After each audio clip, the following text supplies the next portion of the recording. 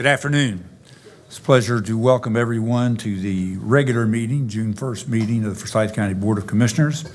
And we're going to begin our meeting today with an invocation from Elder Jason Bell, Church of Jesus Christ of Latter-day Saints. And that will be followed by the Pledge of Allegiance led by Commissioner Linville. And would you please stand if you're able?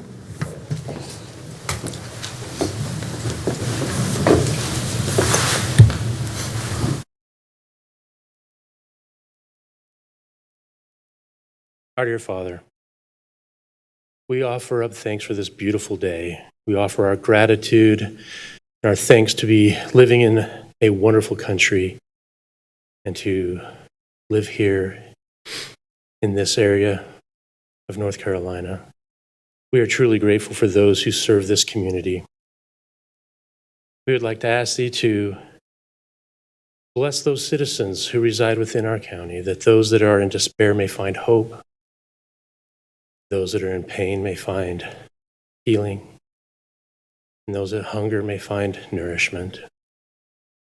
We pray for the first responders that give their time so freely and willingly to serve this community. And we pray for this meeting today that it may be filled with love, charity, hope, understanding, and peace. And these things we pray for in the name of Jesus Christ. Amen. Amen. I pledge allegiance to the flag of the United States of America and to the republic for which it stands, one nation, under God, indivisible, with liberty and justice for all. Thank you, Elder Jason Bell, for being here. Appreciate it. Thank you. The first item on the agenda today is a public hearing on a proposed ordinance to grant a non-emergency ambulance franchise in Forsyth County. And Brian Gallimore, our Assistant Chief, is going to give us a brief overview of this request. And you can come forward and do that, please, sir.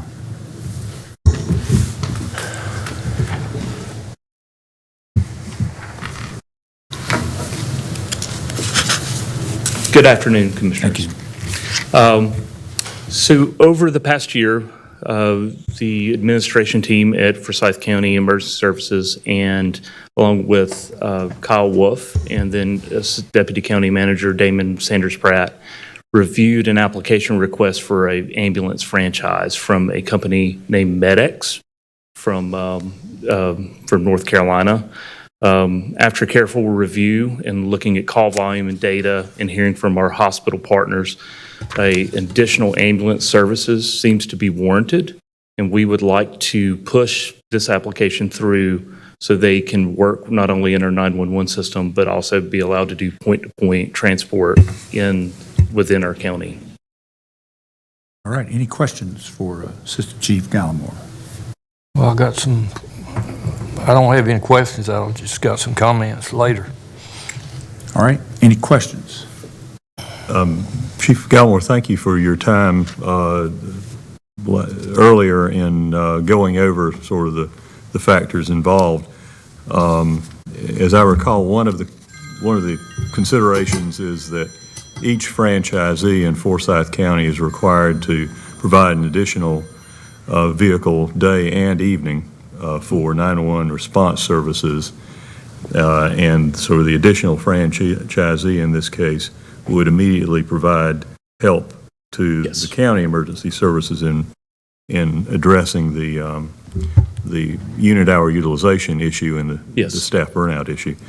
And regarding the medical transport side of the work, I did have a question posed to me since our discussion regarding whether franchisees are allowed to cherry pick among medical transport, say to take ones with private insurance reimbursement rates instead of ones with Medicaid. Can you address that question? Yeah, the best way I would address that is that within this franchise agreement that we have never stipulated within just being able to provide transport within the county, allowing what the services provide and what they don't provide. So under my watch, I would not know of any cherry picking.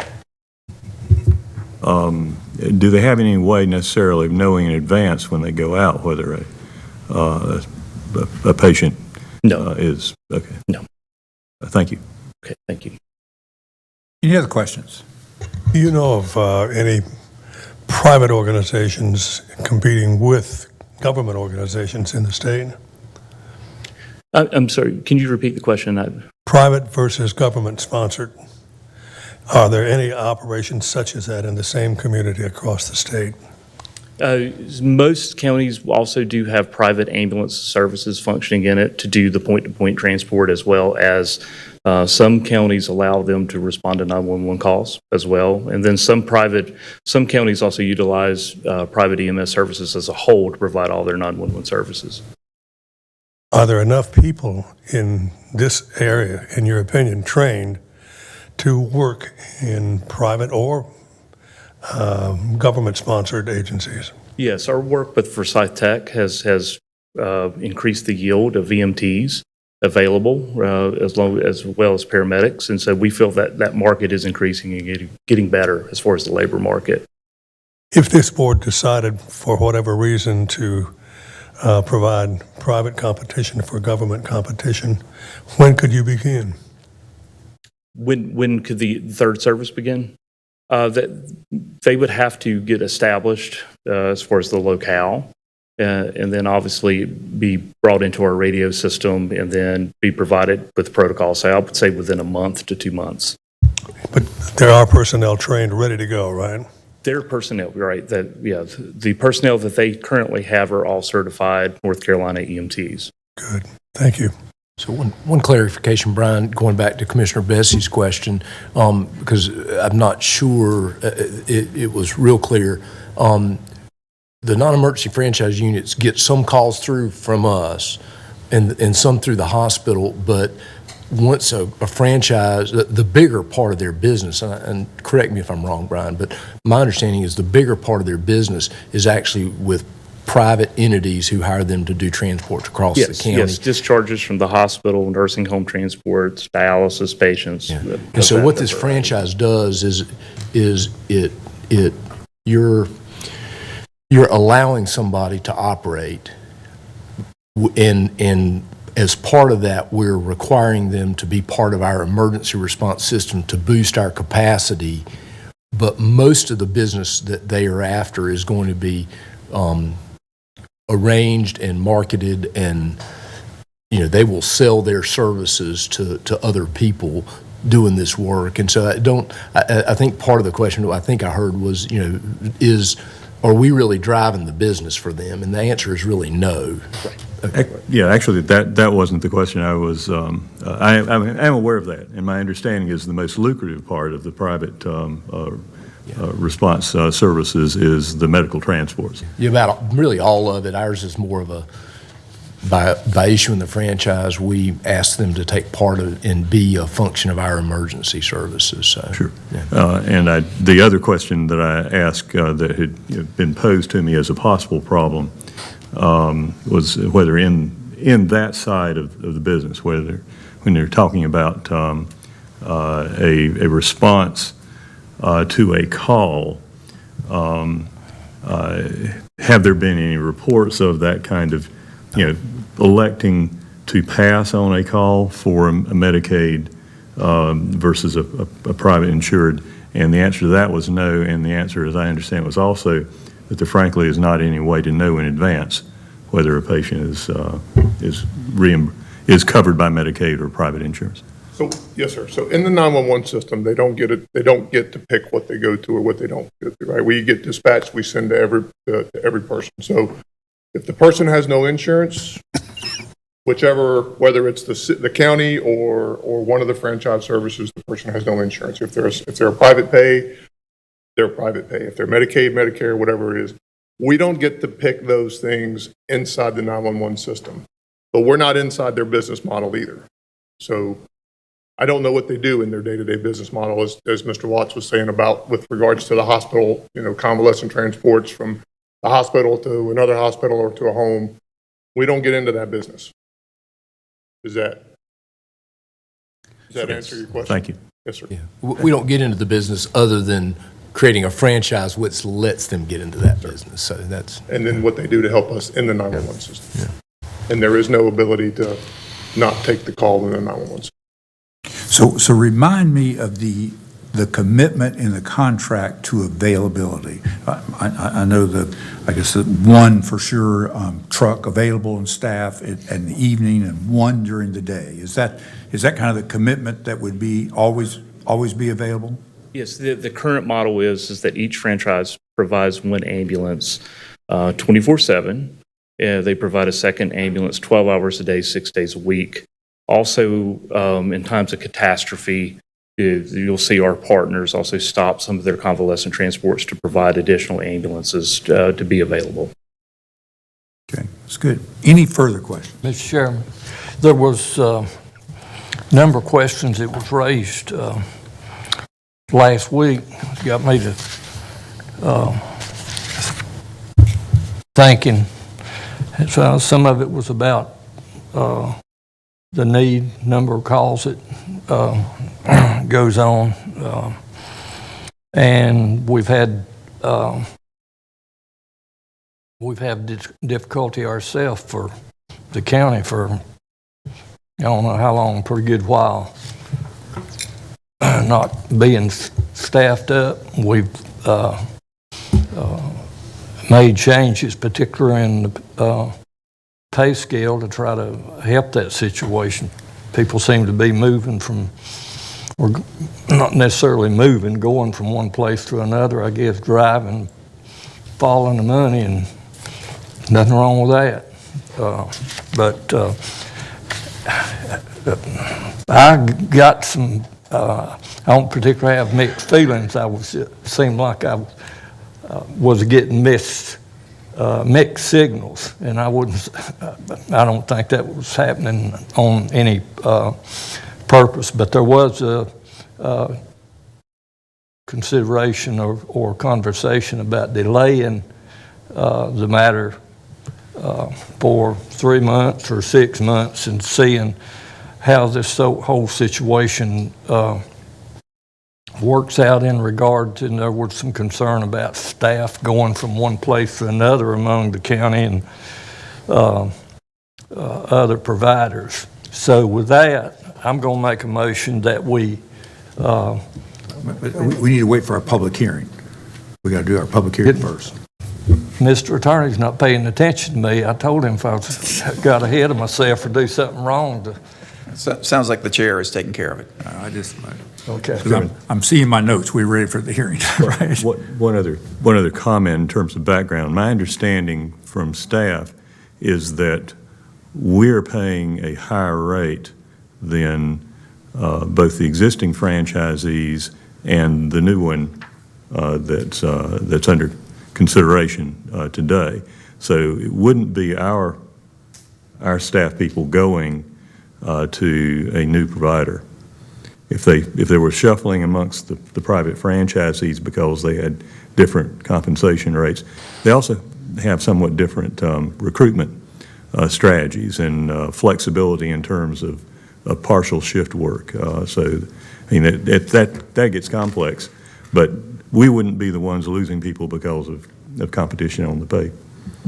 Well, how do we know the answer to that? You may know the answer. The potential new provider said that they paid more than some people, but I don't know what that was. Actually, I asked that question during discussion and got information that might be relevant to share. Yes, sir. So we know that we, with what the board has done over the last, 6 to 8 months to a year with pay, that our starting EMT salary now is $18.49 an hour. I think that's $18.49 an hour. And we know that the pay rates of the franchise services are not that much for their EMTs. So we don't expect that any of our EMTs are going to leave us to go work for them. They might pick up some part-time work outside of the full-time job with us and go work for them, but we don't expect that we're going to lose any from the county's perspective. Does that answer your question? I'll accept it. Yes, sir. All righty. Any other questions? Thank you both, and we're ready for the public hearing. This is a public hearing, and speakers will have up to 15 minutes total to speak in favor of this request and up to 15 minutes total to speak in opposition. And first, is there anyone who would like to speak in favor of this petition? If so, please come forward. Good. And if you all will give us your name and address when you get up here, that would be great for our records. And you can have the floor. Good afternoon. Afternoon. My name is Jeff White. I'm the Chief Operations Officer with Medics Medical Transport. My address, I'm not local, is 2748 Brentwood Drive in Wilson, North Carolina. So I thought what I would do is just, if it's okay with y'all, is give you a little bit brief background on our company, a little more in detail than what we've had in the past, and kind of where the idea for us to come to Forsyth came from. So Medics is, we are the largest service in North Carolina. We operate in 10 locations. We're based out of a very small town of Ahoskie, North Carolina, which is up on the northeastern part of the state, up towards the Elizabeth City way, up towards the coast. We are a basic and a paramedic, as well as a critical care provider. So we do all levels of service. This franchise here is specifically for a basic service. We started off in 2010 in our little small town. Our owner, who also does home health care, saw the need for ambulance transportations for her home health care patients. And so in a rural area, so she started up with that, and we've slowly grown throughout the state, hopefully making good partners and supplying a good service. We, I know you were the employees and taking employees from one place to the other is a big concern. That's a concern for any provider in North Carolina as it stands right now. I don't think that I can think of any EMS or non-emergency system in the state of North Carolina that is actually at full staff. So we came up with the idea about 18 months ago to try to see if we could build, for lack of better terms, a better mousetrap. So what we're doing in conjunction with working with our community college partners is we also are a full EMS education institute approved by the state.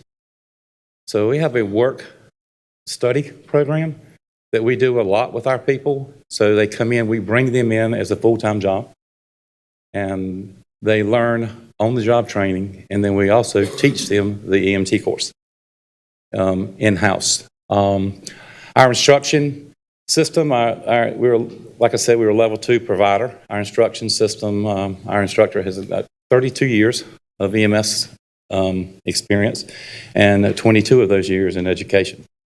So we felt like our biggest thing for us to do was to try to focus on educating the folks and getting more people back into the system and spending our time on that, whether it be teaching, going into high schools. We have a high school program that we do locally, office. And I should have said, the bulk of our operations is the Research Triangle to the east. Our closest office to here would be Durham. But we started going into high schools, our local high schools, especially and working with their health careers education group, and have been helping get students and trying to convince them, in high school to say, hey, this is a viable option. We don't just offer the EMT course. We actually offer all the way to the paramedic course in conjunction with one of our partners. So we actually put people to school through the whole education system and get them all the way to be a paramedic if they would like to do that. As into size-wise, we are a 10-county operation. We work primarily with healthcare systems as well as, our local partners and our local agencies. But we are a UNC Health provider, so we operate as the primary and sole operation system for 5 of the UNC Health systems in the central and eastern North Carolina, as well as with ECU Health, which of course is in Greenville in East Carolina. We also are committed with them and their systems to help keep the patients moving. You know, we've worked a lot and spent a lot of time doing that to make sure that we were a good partner with that. As into cherry picking, of course, I don't think of anybody. I'm a career EMS guy, so I would hope that nobody would do that. I mean, there's give and take in all this business, as y'all well know. It's not a big money maker factor in anybody's thing. It's surely not, you know, in the 911 system. We do have experience with doing 911, and we do it pretty regular. We've been supplementing 2 of our county locations in their 911 system with the same reason of the help that y'all do here as well, which one would be Wilson County, the other would be Johnston County, that we do on a regular basis and have since 2016 to try to help cover that. As into, you know, commitment, you know, we're definitely here, you know, to be a working partner with the system. I don't think that there's a lot of difference in any of our pay scales in today's time now, because our pay scales are basically ruled by our reimbursement rates. So speaking totally different, put my straight up, you know, private ambulance service side up. I mean, it doesn't matter whether it's us or Joe Smo down the street. We're all charging the same rates. Medicare's controlling our rates. So Medicaid controls our rates. HMOs, all that is done, you know. So there's not going to, you know, as in cherry picking and all those type situations, you don't really see a whole lot of that because, you know, that's out of it. And, you know, fleet-wise, I've got 60 ambulances on the road every day. And we're running in the neighborhood of about 72,000 calls a year. What made us decide to come over here towards Forsyth County was a letter we received through Wake Forest Baptist Hospital. We were constantly getting requests, could we come and assist with their out-of-county transportations? That's all we could do was their out-of-county transportation. So we started this process in October, in our franchise process. And actually, I have a letter that we received from the hospital, if y'all would like to have a copy of that. I mean, I have 10 copies here, if that's, you know, okay. Mr. Chairman, Scott would be glad to hand it out if y'all would like to have that. I believe it was also in our packet that we originally did, but just in case, I thought I would bring that up. As into history and our years of service in my management team, we have about 110 years of combined EMS and non-emergency service. When we were all combined, Scott, of course, which y'all met, you know, a couple of weeks ago, you know, has been a part of this area, you know, for a very long time, and is in the 30 some odd years of service. Mine is 32, and that's pretty much, you know, all that I have. But I would entertain any questions that you would have. Be glad to try to help you understand in any way. But that just gives you a general idea of kind of where we came from. It was from the request and the need that the hospitals were doing, and we get them today. It's not uncommon for us to get it. And on the paramedic side, which we're not asking that for this county or anything like that, but the transportations, you know, from Baptist, of course, Baptist, as you well know, gets patients from all over, you know, and those patients have to be returned. So we do a lot of requests from Baptist itself just because the need's not able to be met. Where are you headquartered? We're headquartered in a little town of Ahoskie, North Carolina. You're in Ahoskie. You're familiar with it? Sir? Are you Oh, familiar? yeah. Okay. I mean, I've known about Ahoskie all my life. Yes, sir. For anybody else that doesn't have an idea, we're about 30 miles south of Franklin, Virginia, on the North Carolina-Virginia border, is where we're based out of. We have locations in Little Washington, Greenville, Kinston, Fayetteville, Goldsboro, Wilson, Rocky Mount, Raleigh, Durham, Chapel Hill.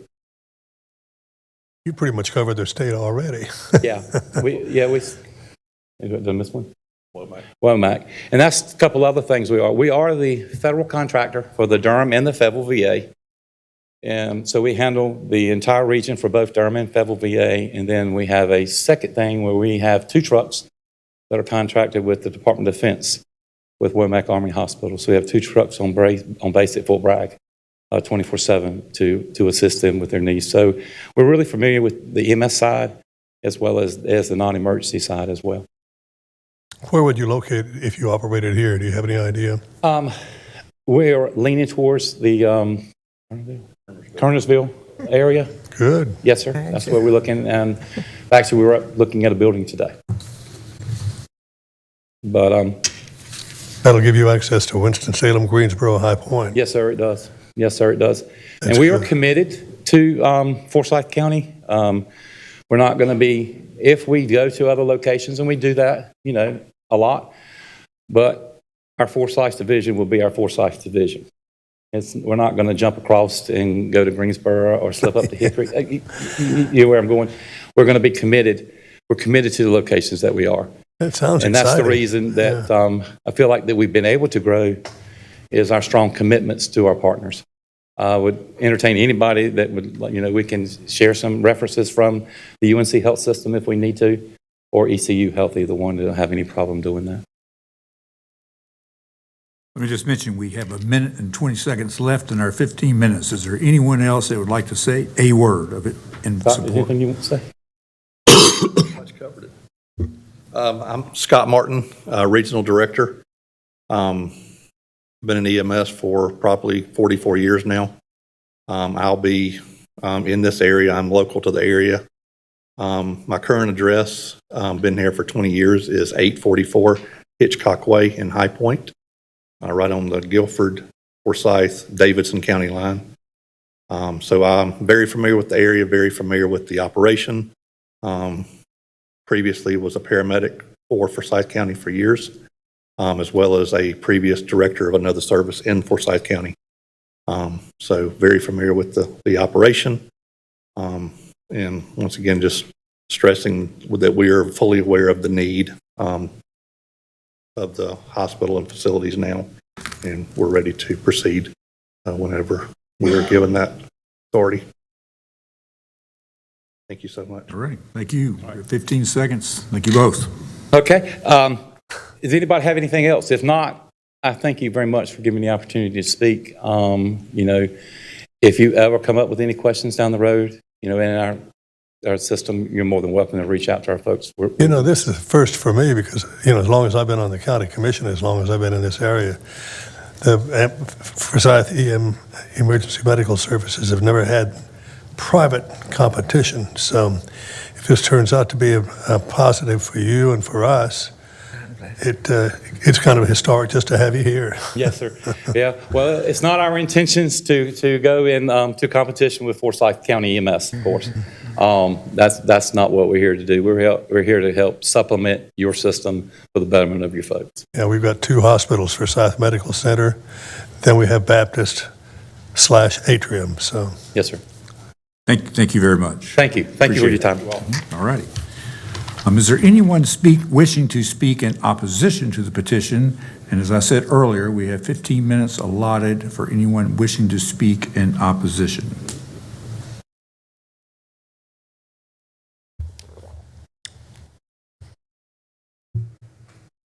Again, if you just give us your name and address, we're good. Thank you. Good afternoon, Board. My name is Mike Hoots, Director of Lifestar Emergency Services, 1621 Conrad Sawmill Road in Louisville. In 2009, we started our operation here. You guys gave us a chance to get started. At the time, there was only one ambulance service here in Forsyth County. That was New Care. We started off and still do 2 types of EMS work. Much like Mr. Watts mentioned, we do 911 work here in Forsyth County, and we do scheduled transports for the hospitals and other facilities. Our business, is this working by any chance? It can. Okay. Do you need it? Maybe someone could help him. Yeah, it's on there. It looks like it's on. You're good.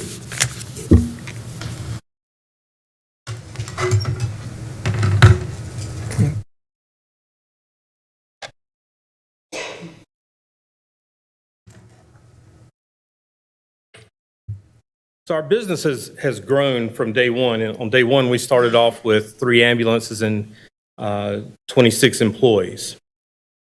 We saw a huge need for better customer service in the area, and that's what we did. We came in and offered that good customer service that the customers needed.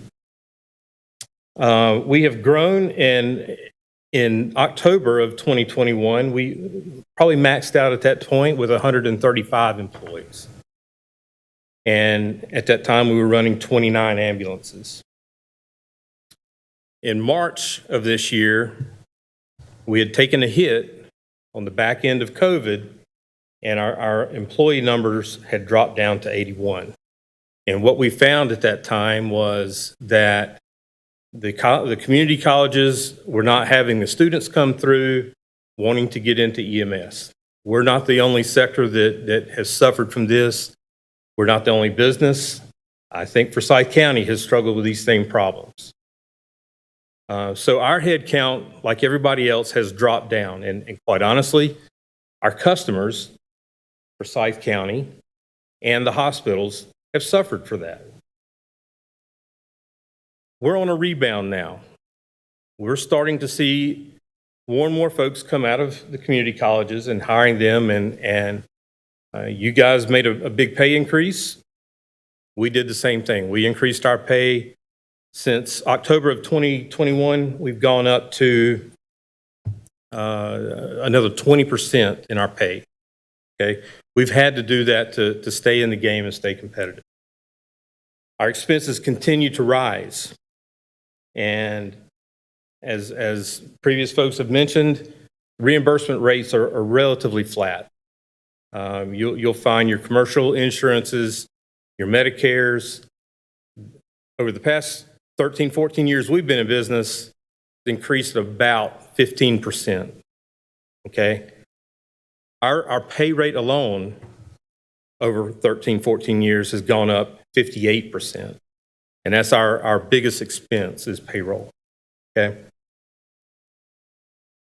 So part of our requirement is to participate in the 911 system. We understood that coming in, and we embraced that. Actually, I think it's one of the best systems in the state, what you guys have established here. You're getting a lot of service out of the privates at no cost to you. To give you an example,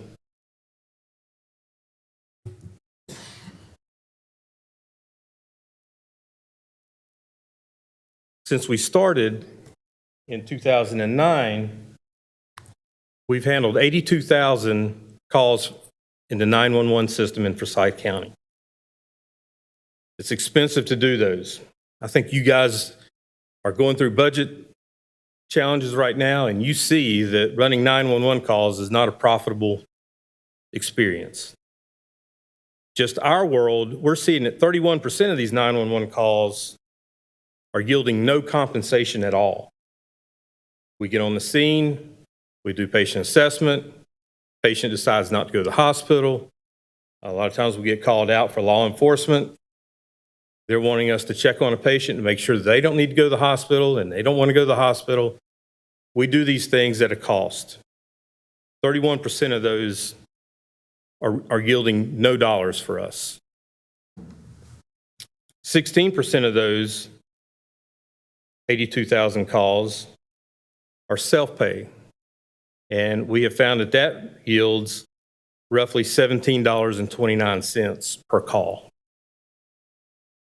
So all in all, nearly half, 47% of the calls that we've run over the past 13, 14 years has ranged from $0 to $17. That's the price that we're willing to pay. We get that. The benefit is the permission to do the point-to-point transports within Forsyth County. There's only a few of those out there available to us to do. Historically, you guys have allowed 2 companies to come in here and do that work, and it's worked well. There's been enough food on the table to offset these expenses and for us to continue to grow like we have grown and be successful. My argument would be that when you bring a third party to the table, there's going to be more of that profitable call volume going away. Now it's going to be divided up by 3 companies. We feel like it's going to be difficult for anybody to be successful in that market. It'll certainly hurt our situation. We find that we have to do a lot of call volume to make up the expense.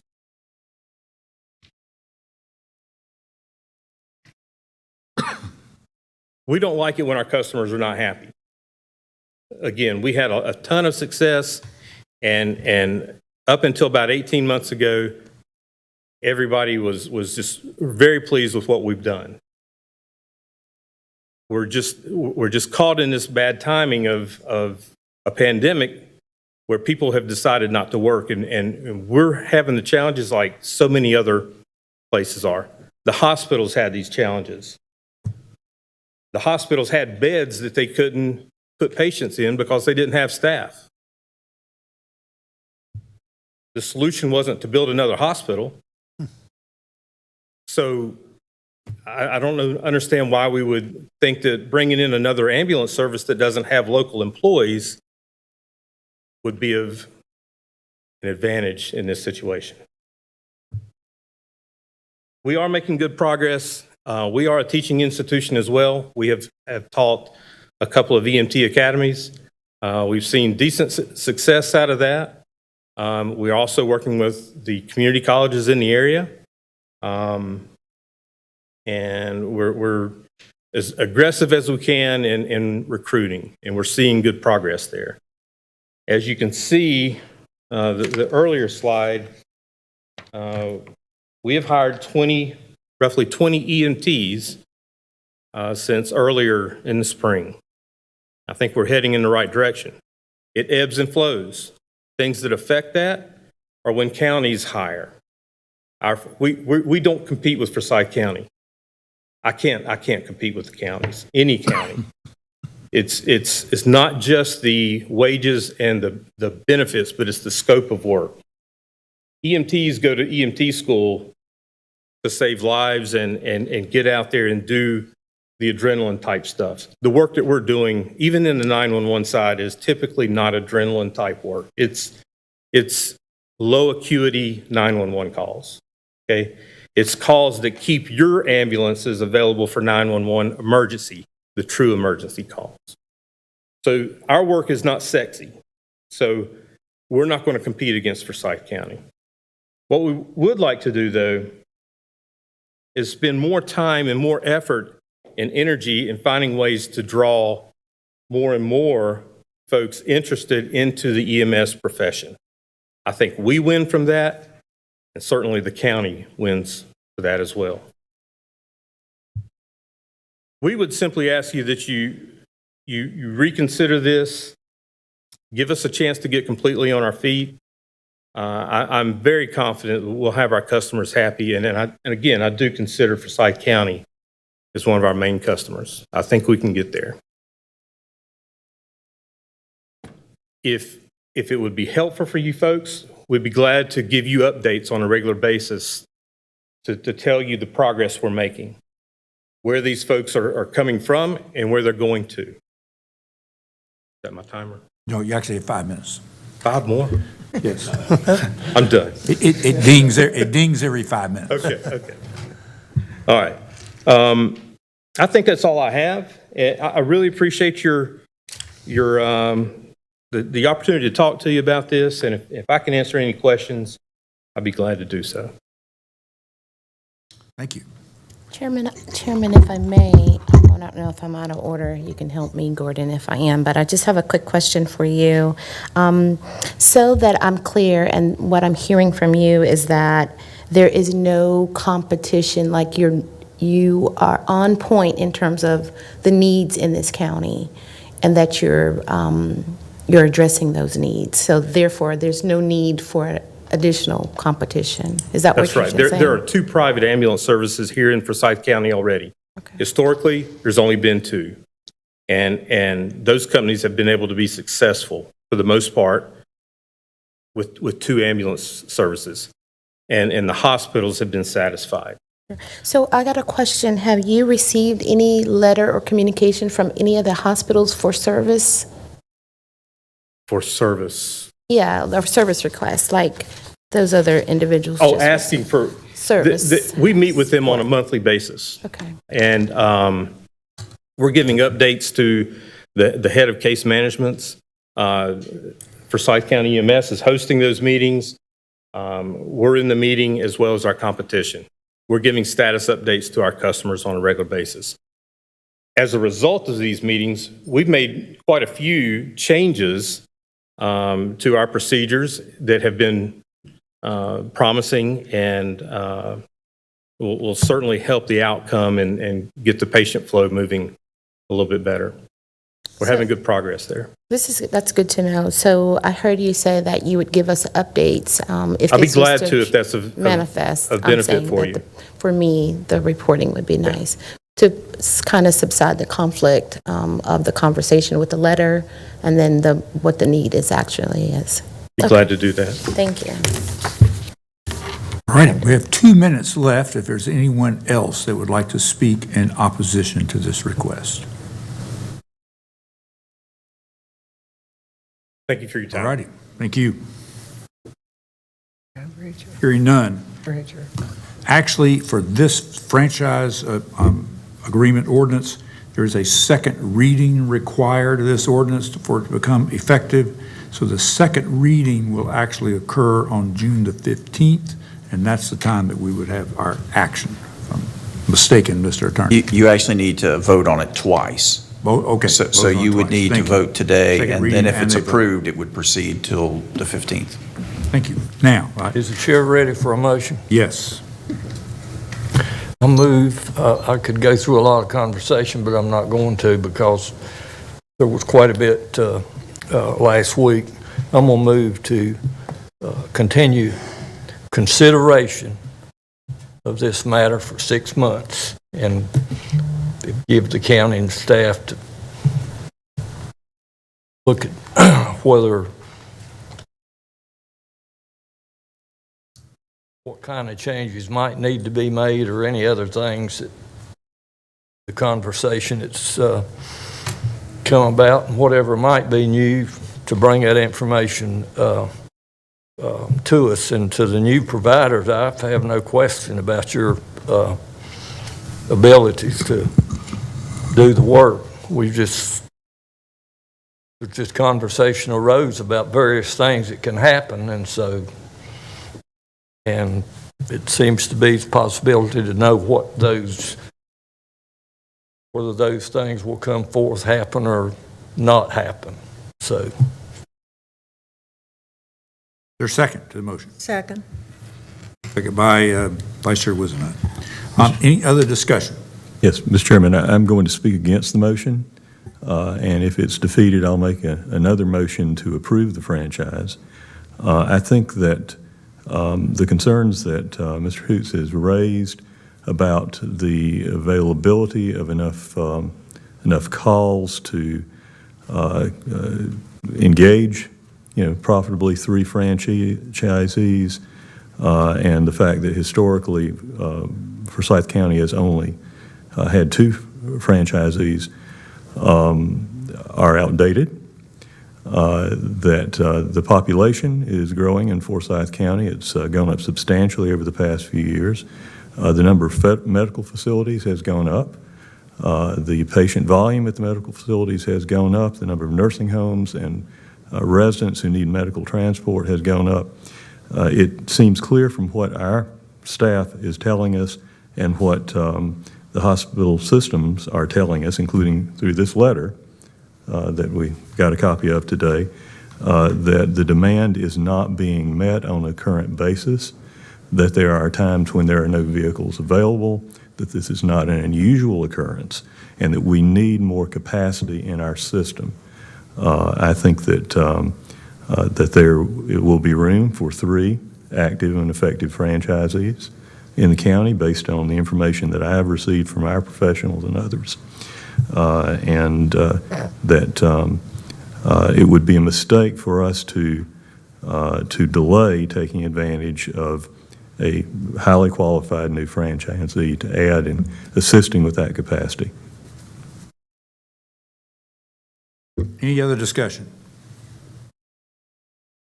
Chair Martin, I do have a maybe question to staff as it relates to Commissioners Linville's request for a 6-month delay.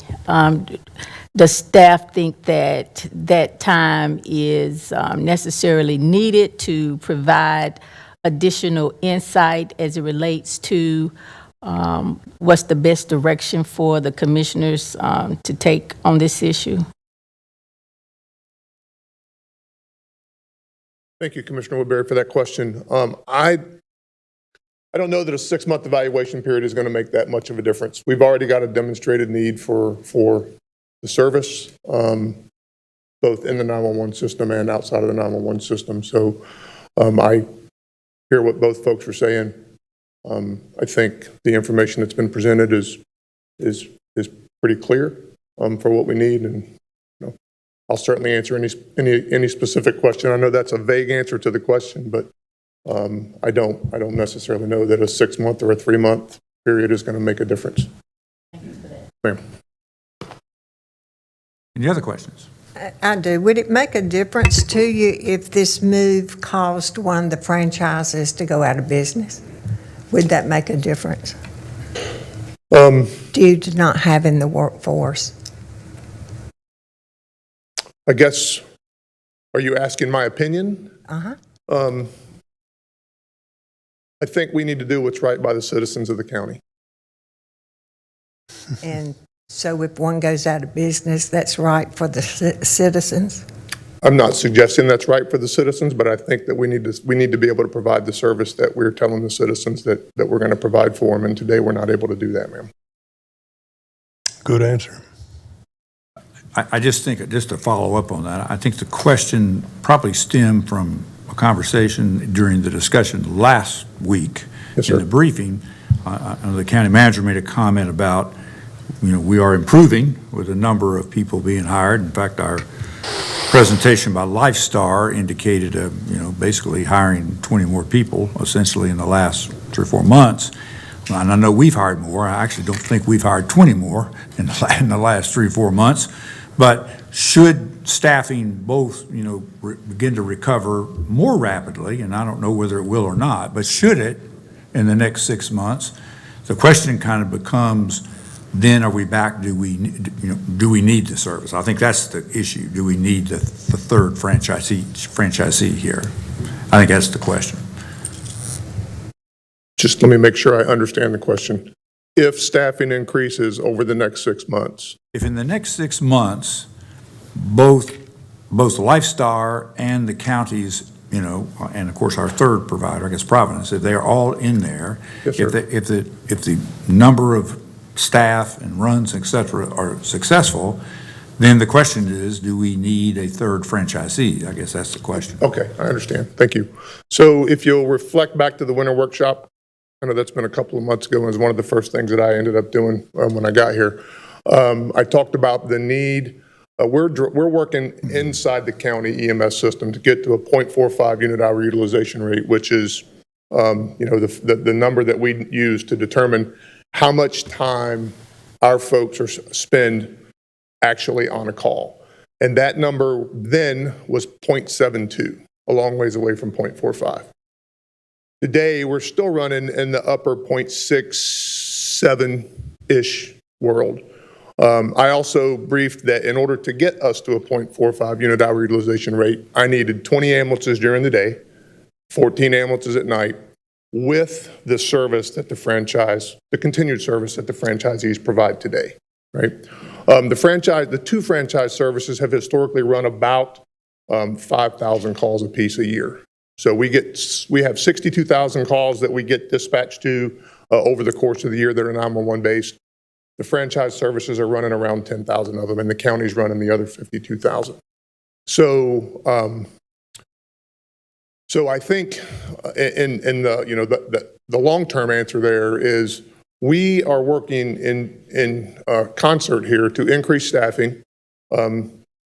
This body has helped me with that inside the county. We are working on increasing our number of ambulances that we have available physically. This body has helped us with that. And so we have recommended the third franchise service because the need still exists. And I can't get to where I need us to be in a budget year, or maybe even 5 budget years, right? So I am not familiar with the letter that Mr. White provided. I have not seen that, so I don't know what it says. I just know from our perspective, there is a demand, and I'm still running my own staff pretty hard to meet the demand. So maybe let me weigh in a little bit. Obviously from Chief Hunley's perspective, when you approve this franchise, they get on board, he immediately gets extra resources in our 911 system because it's a responsibility of the franchise. And so from his perspective, that's a huge help from that. The other question that you have in this is, does the community need the franchise, which is why he's sort of answering the question from that perspective. And it does not do the community damage to get a third franchise in here and have that staffing ready for emergency use. The more difficult part of that question is, given the labor market challenges around just the availability of EMTs, does that help or hurt? If you move the deck chairs around and people just move from a current provider to a new provider, are there people ready to come in and fill those spots, and how long is it going to take to have that happen? So that's sort of the more difficult question you have around the franchise. I think what Chief Hunley's saying is, sure, it helps us on the emergency side because all of them got to have that response. If they move the deck chairs around, is it going to help the hospitals? If everybody who worked for Company A goes to Company B, it's probably still going to have the same issues. Can the new franchise, how long will it take for the new franchise to come in? Are they going to bring new people into the community? Are they going to hire from within? Or is it going to be a function of training? I think what Mr. Hoots is saying is that he's seen progress. He recognizes that staffing was an issue and he was not able to help some of his private customers. It's sort of two parts. It's what happens at the hospital side and what happens with us. From our perspective, when you give them the franchise, they're going to have the emergency units up and running for us. And so how do they handle the staffing? And I think that's where maybe Commissioner Linville's coming from is a delay to let the market settle out a little bit. And I think the question becomes, is it likely that, can we support, I think the phrase was food on the table. And can we support 3 long-term? And you can make whatever assumptions you want to make about who survives that in that regard. And then that gets back to the benefit for the citizen in terms of, admittedly a lot of it's reimbursement driven, but as Mr. Hoots data reports, 32% of his calls were basically for private calls where people are paying out of their pocket. So if it's cheaper for the people paying out of their pocket, that's a service as long as we're able to meet all of our needs. Clearly the hospitals are concerned about the wait when a patient is discharged and needs to be transported XYZ home, a nursing home, wherever, another care facility. So obviously the whole issue is having enough supply in the network. So I guess the question becomes is, I do understand from our perspective, we build some immediate capacity within the next couple of months. Will things be different in 6 months? I guess the question is it going to be different in our medical community, folks? And is it going to be different for the people who are accessing the private transport service? It's like, what is the Goldilocks amount? I mean, what is it just right from the staffing? And I think, sir, I appreciate all the comments today, because I think we got very, very reliable, effective, folks that we're looking at, and I appreciate the analysis at this point. But yes, sir. I think just from a point of clarification, I think the numbers that Mr. Hoots provided were specifically, so the 32%, all of those were specific 911 calls. So, right? Yeah, so the one he put up that showed the dollar figures, so does in that the mean that 911 private folks had to pay, I take it, on the 32% of your numbers? It was in the 911 sector only. Yeah, those basically, numbers. Basically, what he's saying is that in the 911 sector, of the 82,000 calls since 2009 that he's ran, and it's really more like a 5-year number, that the average return on a transport is $17.29 inside the 911 system, because he either runs folks with no insurance or folks Private that are private or a self-pay and choose not to self-pay, pay. that's what I Yes, sir. Yes, sir. Yeah, 911 calls are purely a liability, and are paid for by his private work, obviously. Yes, sir. I got it. Thank you for that. Mr. Chairman, if I make a procedural comment regarding the current motion, if there's a 6-month delay, we would have to start the process over again in terms of notice and a public hearing. Got it. Thank you. Okay. Any other discussion? Yes. All right. The letter, I think, weighs in on the side of there is not adequate capacity with the current providers. The writer, Ms. Della Rivas, who is the manager for care coordination with Atrium Health, is very complimentary about the existing franchisees, but says that combined, there is just not the capacity for those medical transports, not the 911 calls, but not the capacity to meet the current need. And this is a January 2023 letter for the medical transports. Many times, we are unable to schedule the needed medical transport until the next day. And that is a problem for the hospitals and a problem for the patients. Here, thank you. Commissioner Bessie, I totally agree with you, and I appreciate having the evidence of the letter. The only problem that I have with it is the authenticity of it. It's not signed or notarized, but I can only take it on face value, right? So I will do that, but just in the future, if you're going to bring documents, make sure that you have it signed and notarized. Thank you. With no further questions, I guess we're ready to vote. So the motion currently on the table is a 6-month delay, of which our attorney has clarified it would require another beginning again of another hearing and a 2-week process. Knowing that, how many people would vote in favor of the delay? Aye. Aye. Aye. How many opposed? 3. All right, motion passes to delay on a 4-3 vote, but we will, and as a result, we will not have a second reading next week, I guess, correct. We will postpone till 6 months. All righty. Okay. That's Christmas, you realize that? That is correct. Happy New Year. Next item on the agenda is a resolution recognizing June 15th as World Elder Abuse Awareness Day in Forsyth County. And Rick Hall from Adult Services Division Director is here to receive the resolution.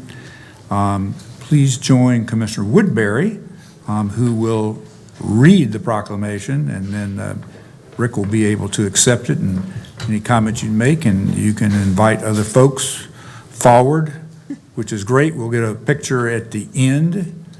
And Commissioner Woodbury might wait 1 second till the movement behind you settles and I don't bite. Did you say Mr. Woodbury? Is this her father? I said Commissioner Woodbury. I might want to pause. I think you're good now. Thank you, Chair Martin. Everybody settled.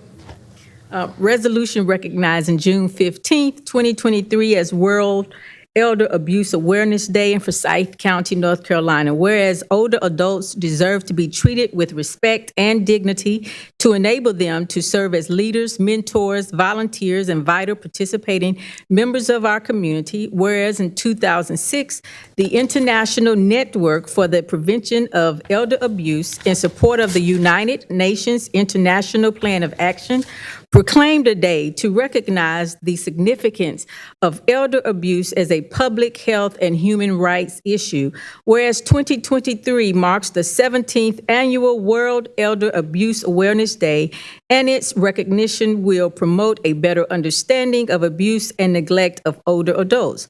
Whereas the Forsyth County Board of Commissioners and the Forsyth County Department of Social Services recognize the importance of taking action to raise awareness, prevent, and address elder abuse. Whereas ageism and social isolation are major causes of elder abuse, and it is a shared responsibility to ensure that proper social structures exist so people can retain community and societal connections, reducing the likelihood of abuse. Whereas preventing abuse of older adults through maintaining and improving social supports like senior centers, human services, and transportation will allow everyone to continue to live as independently as possible and contribute to the life and vibrancy of our community.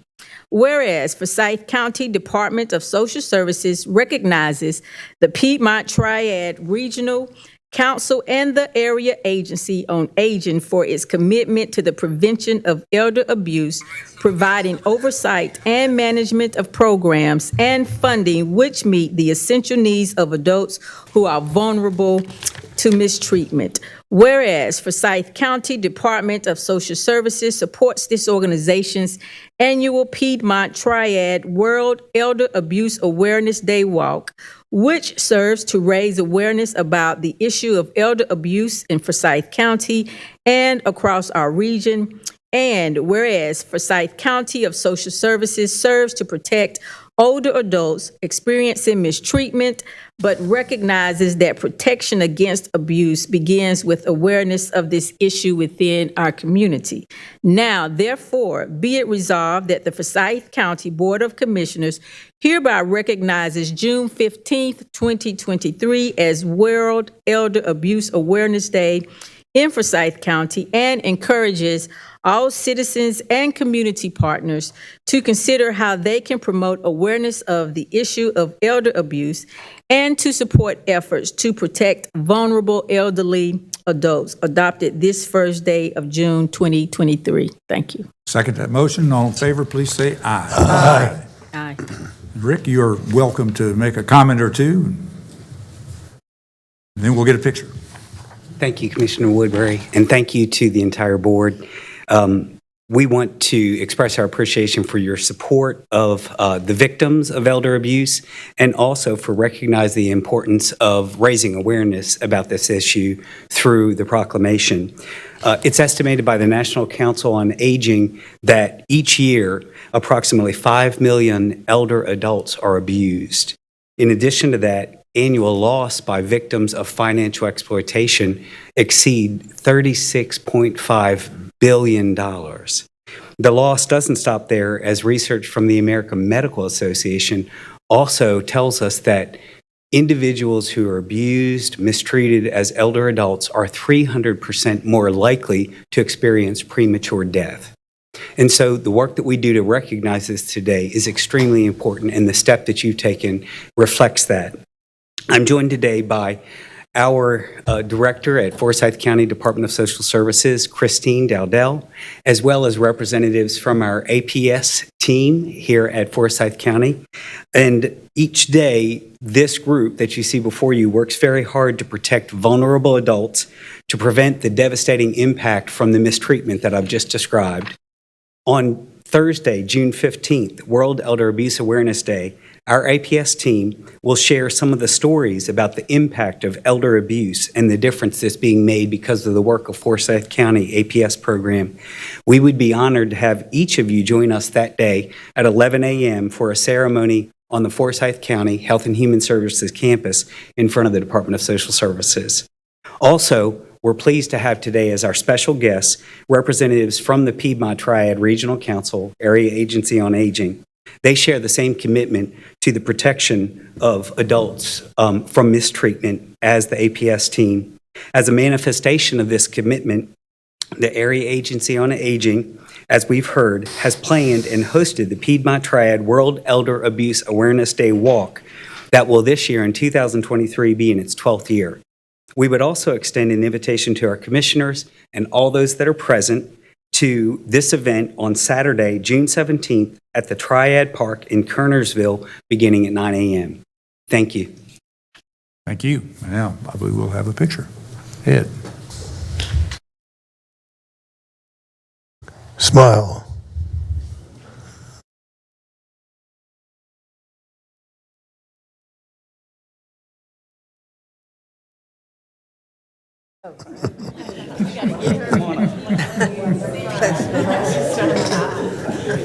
Don't be afraid, thousands of people will see this picture.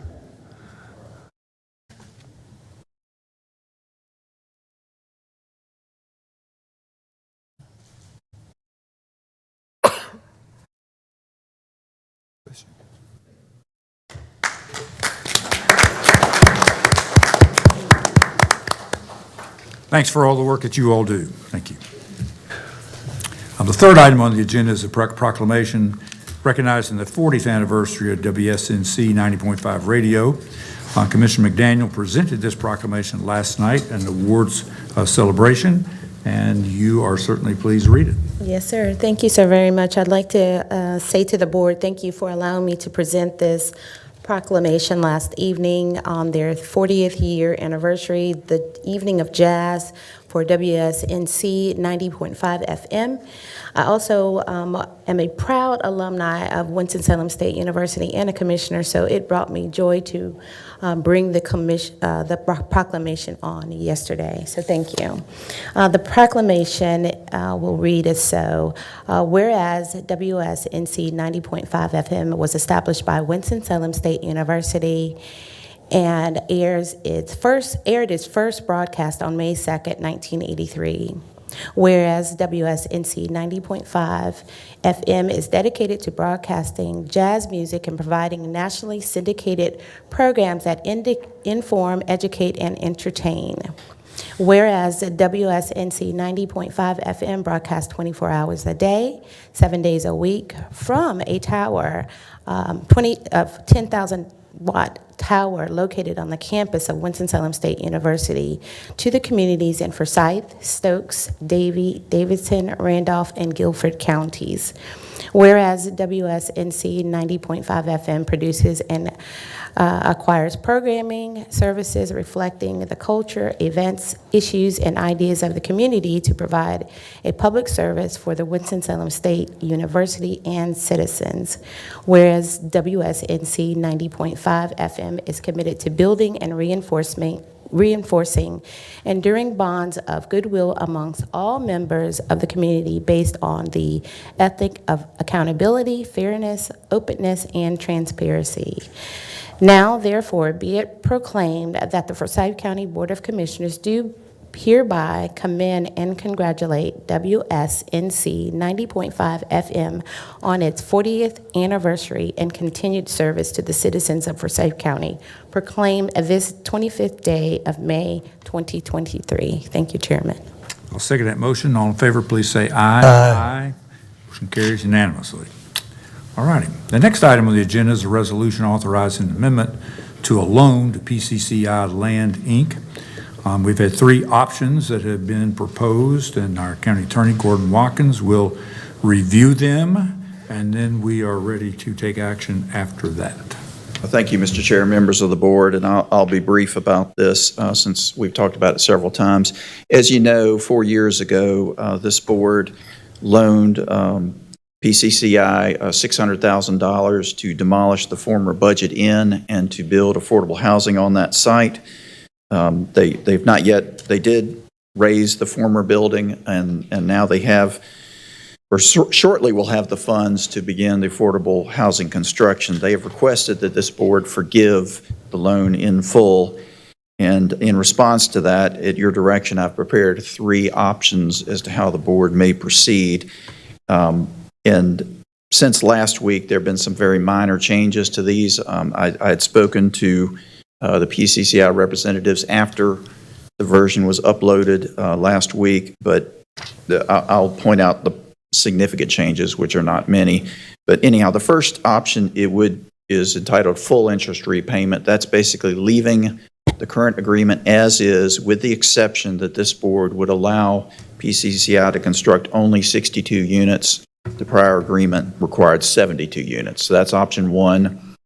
Interest would be payable effective May 1st. So it's $4,000 is already accrued of interest to date. Option 2 would move the due date from April 30th, which is the current due date, to December 31st, 2023. Now, that date has changed from last week. That is the date that PCCI requested. They believe they'll have the financing dollars. They'll have the closing sometime in September or October. They believe that they'll be able to start paying bills by the end of December. That is a date they suggested. If you wanted to go with option 2, you could pick whatever date you wanted to. But the effect of that would be, if the date is the end of December, there would be no interest accruing until the end of this year. And so as long as PCCI repaid the county $600,000 by the end of the year, then we'd be done with that. The third option is the one which PCCI requested, and that would be to convert the loan, the payable loan, into a forgivable loan. And for that, the requirement is that they construct the affordable housing apartments and have them begin occupation by residents no later than July 1st, 2025. And that date has also changed from last week because I'd received an email, I believe it was last Wednesday, saying they didn't think they'd be able to do construction until sometime in early to mid 2025. And so those are the 3 options. Again, option 1 is basically leaving it as is. Option 2 would be to forgive interest as long as it's repaid by the end of the year. And option 3 would be to forgive the loan altogether as long as construction is completed sometime in 2025. I'm happy to answer any questions.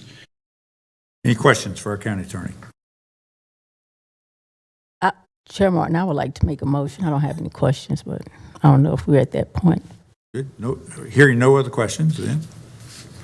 Motion, go right ahead. Okay, in light of a serious housing crisis that disables a lot of our hard-working, tax-paying citizens' access to a place to live, I would like to move that we approve option 3, which is the forgivable loan. I'll second the motion. We have a motion by Commissioner Woodbury, second by Commissioner Plyler. Is there any discussion? Mr. Chairman, I would like to speak in opposition. As I've said all along, I didn't vote for this in the beginning, so I don't think I'm going to change my mind now. The county does many things. We build schools, we provide public health, Department of Social Services, EMS, and many other things. But we are not required to provide housing. Cities are required to, but not counties. And I do not believe that we have the authority to spend tax dollars and give out loans without any interest, and I do not believe that we have the authority to do this. So therefore, I will be voting in opposition. Any other comments or discussion? All in favor of the motion, please say aye or might raise your hand. 4. Those opposed? Motion carries 4-3. Righty.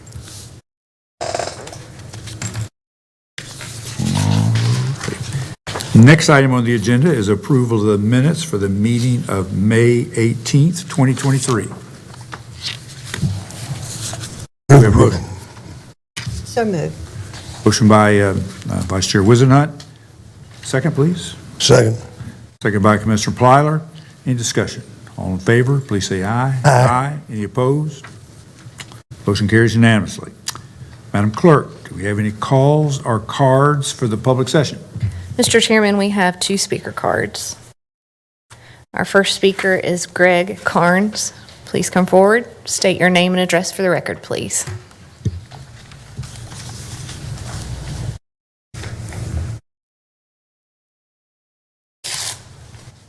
Hi, good afternoon, everyone. My name is Greg Carnes. I am, did you need address, did you say? Please. 2540 Empire Drive in Winston-Salem. So thanks for allowing me to speak for a few moments. I'm the CEO of EMS Management Consultants, better known as EMSMC. We've been your EMS billing partner for over 16 years now. And we recently submitted a bid related to an RFP rebid for your renewed business. I understood from last week's session there were some questions, potentially some concerns about our proposal relative to a couple of other lower bids. So I want to tell you a little bit about the company that I think may be relevant and about our bid in particular.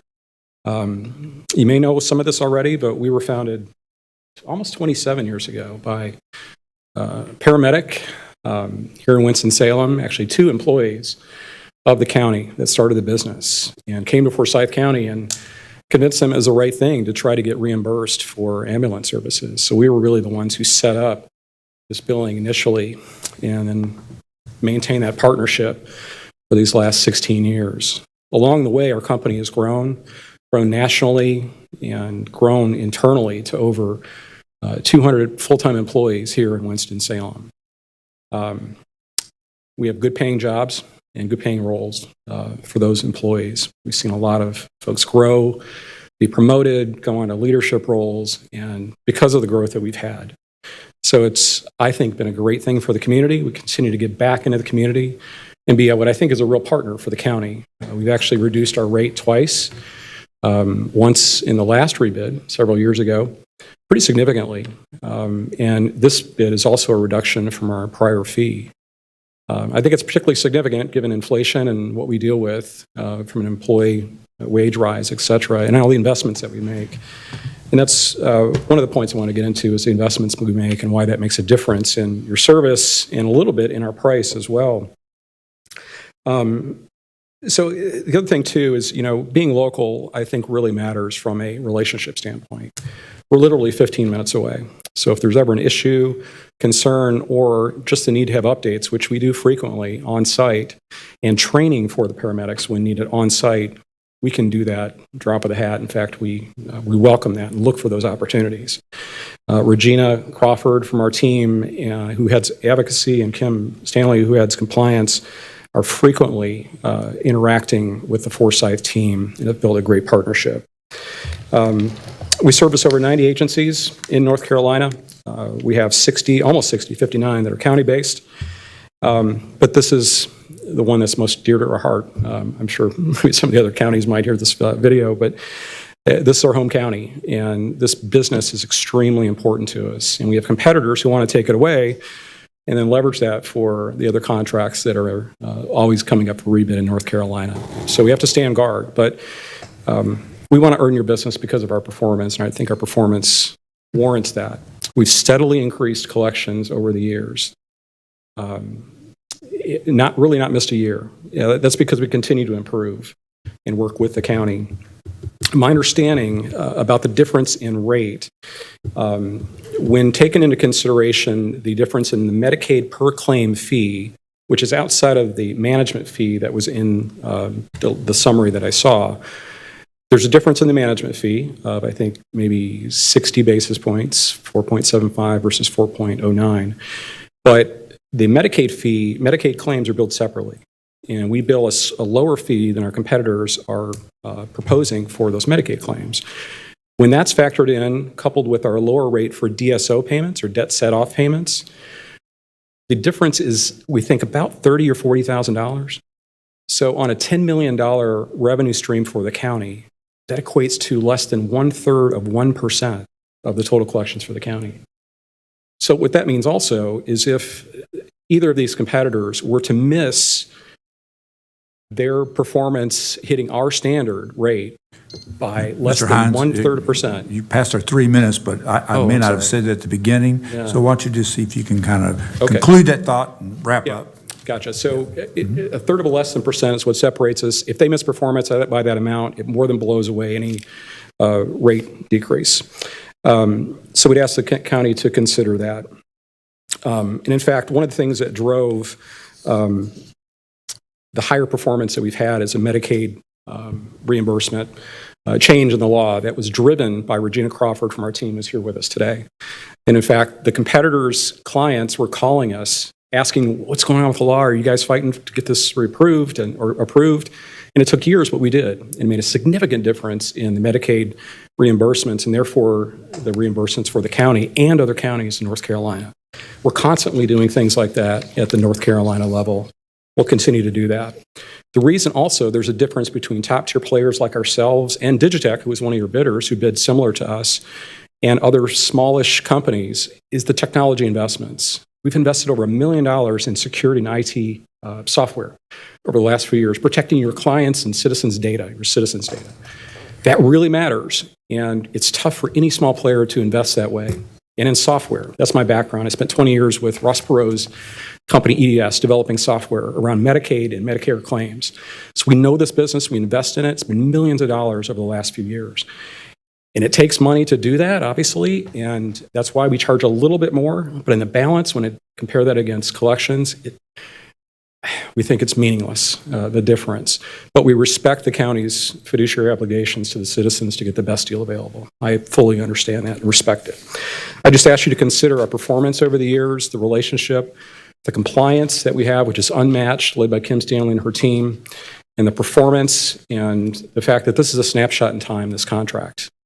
You know, partnering with someone like ourselves who've exploded on the national level, but remain committed to North Carolina and continue to invest with the capital and balance sheet that we have is critically important for not this point in time, but for next year and the year after and the year after that. So we want to be continued partners. We want to earn that, and we appreciate your business up to this point. And I'll be available for any questions later in the session. Thank you.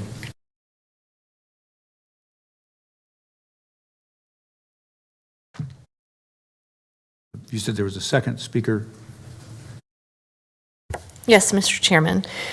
Kim Stanley, please come forward. State your name and address for the record. Thank you. All righty. Mr. Manager, we are ready to continue the remainder of the agenda. All right. Thank you, Mr. Chairman. Good afternoon, board members and staff and guests. We do have some business items for consideration this afternoon, and we'll get on through these. So we've got a couple of budget and finance items. Item 7 is a resolution designating the Piedmont Triad Regional Council as the lead agency on aging for Forsyth County for state fiscal year 2024 and 2025. Essentially, they plan and coordinate the county funding plan, and we're asking that you allow them to do that again. Move approval. Motion approved by Vice Chair Wizenhut. Second by Commissioner Commissioner Plyler. Any discussion? All in favor, please say aye. Aye. Any opposed? Motion carries unanimously. Agenda item 8 is a resolution authorizing execution of an engagement letter and audit contract with Cherry Beckert LLP to complete the annual independent audit for Forsyth County for fiscal year 2022-2023, subject to the approval of the Secretary of the Local Government Commission.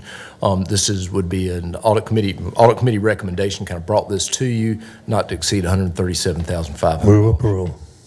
Motion approved by Commissioner Plyler. Second by Commissioner Linville. Any discussion?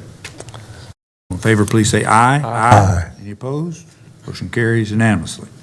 Got one grant item. Item 9 is a resolution authorizing execution of a grant agreement between Forsyth County and the North Carolina Department of Transportation Division of Aviation to fund the Aviation Career Education Academy, or ACE Academy. It's a $3,000 grant coming from the state, and the Jim Shaw ACE Academy will be held once again this year. Move approval. Second. Motion approved by Commissioner Plyler, second by Commissioner McDaniel. Any discussion? All in favor, please say aye. Aye. Any opposed? Motion carries unanimously. We have a couple of four contractual items. Item 10 is a resolution authorizing a third amendment to the agreement with Avcon Incorporated. It provides environmental services required by the North Carolina Department of Transportation Division of Aviation for taxi lane Lima and ramp at Smith Reynolds Airport. It's an amount not to exceed $65,870. Move approval. Second. Motion approved by Commissioner Plyler, second by Commissioner McDaniel. Any discussion? All in favor, please say aye. Aye. Any opposed? Motion carries unanimously. All right, agenda item 11 is a resolution authorizing the execution of a 3-year agreement with EMS Management Consultants Incorporated to provide medical billing and collection services for the Forsyth County Emergency Medical Services Division of the Department of Emergency Services. You heard that presentation from staff at the last briefing, and recommendation is to approve that. Move approval. Approval. We have a motion by Commissioner Plyler, second by Commissioner McDaniel. No. Vice Chair Wizenhut. Discussions, I've got a couple of comments that I'd like to make. I was certainly, I'll try to say this in a fairly mild way, but I was disappointed in the presentation from our staff on the analysis of the bids, because in fact there was no analysis. And I guess I appreciate Mr. Hines being here today, but assuming that no other bidder can collect $11 million, $42,000 in taxpayer money is still $42,000 to me. It may seem to be an insignificant percentage, but it is an amount of money over 3 years. That's $126,000. And so our analysis was actually there was none. So what I'd actually like to present an amendment to that motion. And the amendment is that we actually approve this contract for a 1-year period, and I'd like to rebid it again, would be my amendment. Second the motion. Second from Commissioner Plyler for that amendment. Everybody understand that, what the action is? Rebid it again. Approve the contract for 1 year and rebid it at the end of 1 year again. Did you get a second? I did. Commissioner Plyler seconded. Any other discussion? All in favor of that motion? Aye. Aye. Any opposed? No. Passes 6-1. Thank you. 1-year deal. All right. Agenda item 12 is a resolution authorizing the purchase of vaccines from Sanofi Pasteur Incorporated using the state of North Carolina contract pricing, amount not to exceed $132,226.23. Move approval. Motion approved by Commissioner Plyler. Second. Second by Commissioner Linville. Any discussion? All in favor, please say aye. Aye. All right. Motion carries unanimously. Agenda item 13 is a resolution selecting and authorizing the execution of an agreement with Frank L. Bloom Construction Company to act as a design builder and provide design and pre-construction services for the Highland Avenue Park project. The pre-construction amount would not to exceed $145,340. Move approval. Second. Motion approved by Commissioner Plyler, second by Commissioner McDaniel. Any discussion? All in favor, please say aye. Aye. Motion carries unanimously. We have 2 tax administration items, item 14 and 15. I believe you can take them together. They are resolutions approving refunds by the tax assessor collecting the amount of $4,390.68 and $13,437.40 out of the North Carolina vehicle tax system. Move approval. Motion approved by Commissioner Plyler, Second. second by Commissioner Linville. Any discussion? All in favor, please say aye. Aye. Motion carries unanimously. And item 16 is a April 2023 contribution-based benefit cap report. Move to approve. Second. Approved reports by Commissioner Linville, second by Commissioner Plyler. Any discussion? All in favor, please say aye. Aye. Reports are accepted. That is it for the formal meeting. We only have the briefing, and we can keep trucking or we can take a short recess. All right. Move we take a short recess. All right. Very good. Be back, and let's see, maybe back.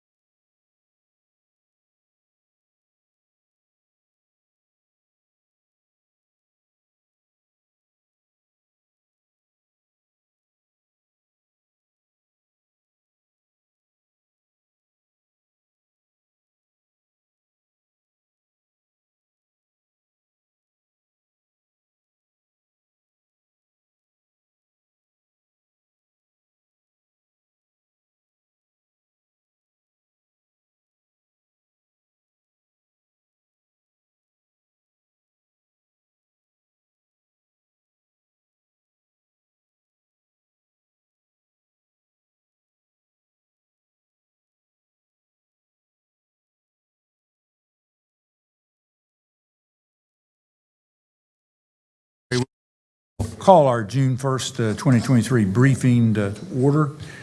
This is the first briefing for Thursday, June the 15th, regular meeting. We do not have any discussion items, and I'm happy to turn the meeting over to County Manager Watts to review our first agenda review. All right. I'll recognize that y'all have been here all day, and so I'll try to get on through this.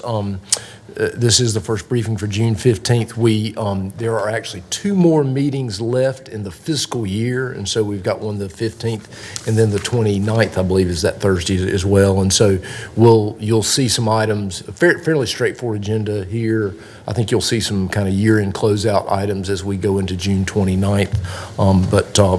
But like I say, we're almost finishing out this fiscal year. So items for the June 15th meeting, you've got one special resolution. It's a request for question resolution to the United States Census Bureau to correct a mistake in the Forsyth County-Davidson County boundary. Our attorney, Gordon Watkins, and Matt Forsyth have done, and the Board of Elections have done some great work around that. And so that's really a housekeeping matter at this point, but you'll learn from Gordon all the intricacies of that. You got the minutes for the meeting we just had. We have, looks like 5 budget and finance items. Most of them are housekeeping items. The first one, that item 3, is actually just a joint resolution that's required to receive some state education lottery monies. There actually has to be a county commission action and a board of education action, so they have taken that. I will say there was a little confusion because the resolution talks about that you can use it for debt service if there's no capital projects you need. Clearly, these dollars a long time ago were committed for debt service, and so it's just part of our debt leveling plans, actually. Housekeeping item to close out Building Capital Fund project ordinance for 2013 and 2015. That'll help us as we do next year's audit to start seeing some of those things go away, particularly the ones that have been around a while. Item 5 is an amendment to the fiscal year 23 budget that appropriates funds to comply with the government accounting standard, which I'm going to let somebody else describe because I don't have any idea what it's about, but it's some technical thing that I'm sure Terry's going to be able to talk about. You got an amendment to the 23 budget ordinance to appropriate health improvement dollars to the Employee Health Benefits Internal Service Fund. Part of our agreement with Cigna was some upfront dollars that they were providing to us to do some wellness type activities, and so we'll recognize those. You've got a proposed fee schedule for services rendered by the Forsyth County Department of Public Health. I believe those are actually approved by the Human Services Board, and so those come to you from the Human Services Board. You'll also see that we try to put a fee schedule in our annual budget, and so you might inadvertently kind of approve both those twice, but get that done. You have some contracts. We have been fortunate. We were able to find some Dodge Chargers that were out there to purchase, and that the Dodge Chargers have actually gone way up in price. The savings on that are significant, and they're significant because you're able to take equipment out of old Chargers and put it in the new ones. As we've been buying these SUVs, Interceptor vehicles, you got to buy all new stuff, and so this was a real opportunity, and it has pretty significant savings for us. So we'll jump on that. You've got a janitorial services contract for parks and recreation facilities. They went out for bid on that, and they've got a recommendation. And then also for the safe air system, which is the breathing apparatus that fire services uses, and so we've got that. 2 property matters you'll hear from Kirby next Thursday on personal property surplus. That's our normal personal property surplus property auction, and then we're coming to the end. If you remember the 2530 Pittsburgh Avenue property that we jointly own with the city of Winston-Salem, we did an upset bid on that, and I think that has come to a conclusion. An ordinance matter, which is a amendment to Chapter 22 of the Forsyth County Code for voluntary ag districts.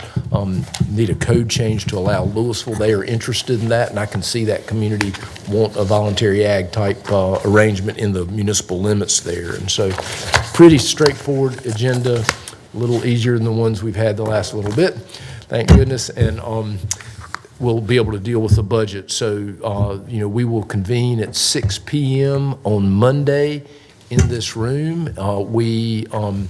So we want to make sure citizens know that the opportunity to come talk about their thoughts about the submitted budget for the fiscal 23-24 year is upon us. We're now that I got a communications department, we are advertising that a bunch, and so there will be an article in Sunday's newspaper around that.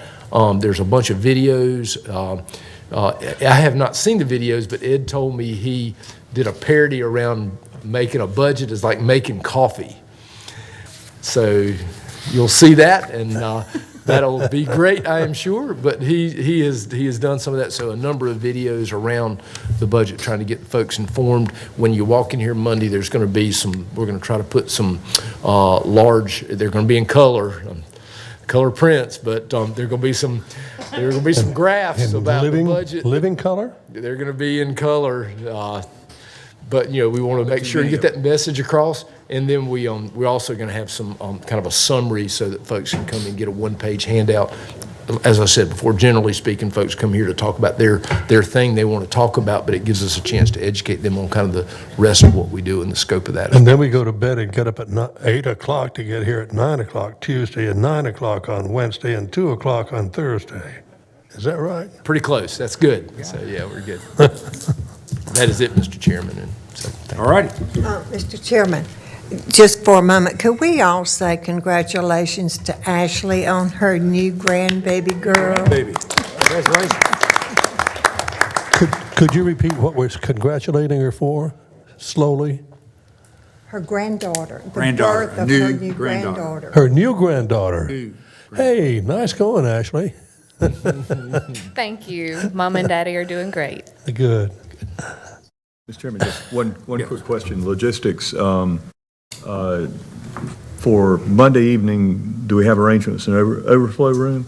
Yeah, we talked a little bit about that. We generally, when we have that situation, we open up the fourth floor, and then we can shuttle folks up, and we can pipe in the video feed down there. And so, You asked that question because you're pretty aware that everybody knows you're going to be here, right?